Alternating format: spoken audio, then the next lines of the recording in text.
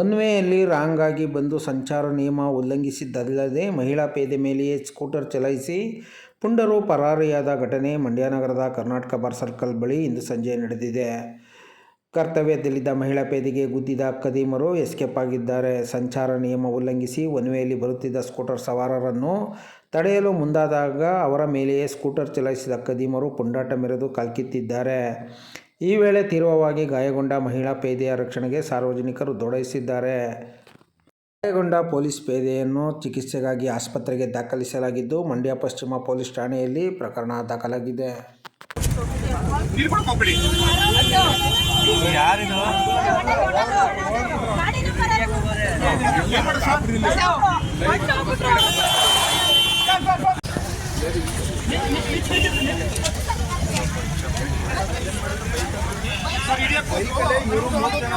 ಜನ ಅಂತ ಕೈ ಹೊಟ್ಟಿದ್ರು ಅಷ್ಟೇ,